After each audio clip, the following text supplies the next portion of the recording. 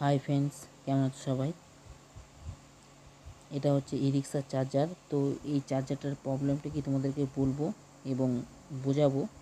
ঠিক আছে, তোমরা ভিডিওটা লাস্ট অবধি দেখবে, স্কিপ করবে না, তাহলে কিন্তু অনেক কথা মিস করবে। এই চার্জারটার সব কিছু ঠিক আছে, চার্জ হচ্ছে, সবই হচ্ছে, কিন্তু এর অ্যাম্পিয়ার কাটাটা উঠছে না।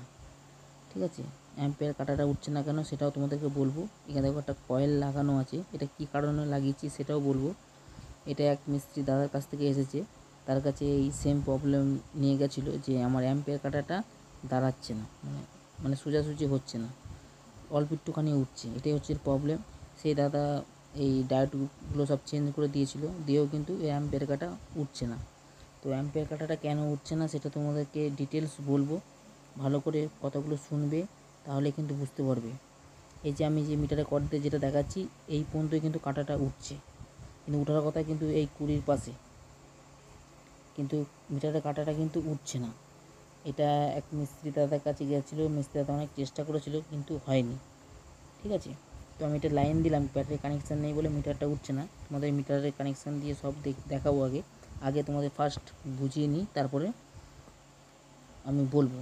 এটা হচ্ছে অ্যাম্পিয়ার কয়েল। ঠিক আছে, এইটার জাম্পার, এই জাম্পারটা যদি পুরো শর্ট হয়ে যায়, এমনিতেও শর্ট থাকে, যদি ওমস ভেরিফিকেশান কাজ না করে তাহলে কিন্তু অ্যাম্পিয়ার কাটাটা কিন্তু উঠবে না। এখানে একটা ভোল্টেজ বাধা হয়, মানে বাধা যখনই পায় তখনই কিন্তু অ্যাম্পিয়ার কাটাটা মানে সোজা হয়ে দাঁড়ায়। ঠিক আছে, এটা কিন্তু এর প্রবলেম ছিল। কিন্তু এই যে অ্যাম্পিয়ার যে এই যে যে এর জাম্পারটা, সেই জাম্পারটা কিন্তু পাওয়া যায় না, এটাকে তৈরি করতে হয়। তো তৈরি করার জন্য কি করতে হবে, আমি দেখো একটা কয়েল বানিয়েছি, একটা কয়েল বানিয়ে একটা ওমস তৈরি হয়েছে, সেই ওমসের মাধ্যমে কিন্তু অ্যাম্পিয়ার কাটাটা ওঠে। কিন্তু এইটা কিন্তু অনেকেই জানে না, ওই জন্য এটা ওটা চেঞ্জ করে, কিন্তু আগে জানতে হবে সঠিক নিয়মে, তাহলেই কিন্তু অ্যাম্পিয়ার কাটা উঠবে। ঠিক আছে, তো তোমাদের আমি গাড়িতে লাগিয়ে দেখাবো, এবং এটা কত নম্বর তার দিয়ে করতে হবে সেটাও তোমাদেরকে বলে দেবো। ভালো করে ভিডিওটা দেখবে, তাহলে কিন্তু বুঝতে পারবে।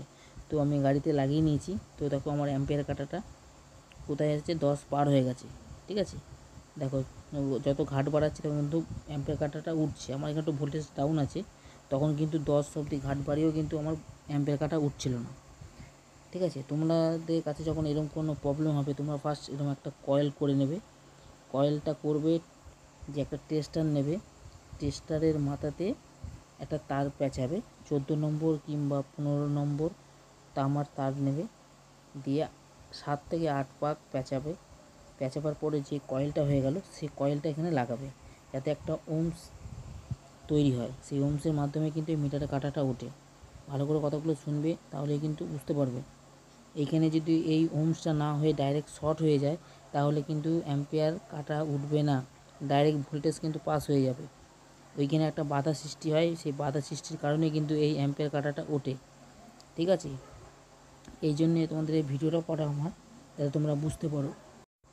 আর এই ভিডিওটা ভালো লেগে থাকলে লাইক এবং সাবস্ক্রাইব করবেন। ধন্যবাদ।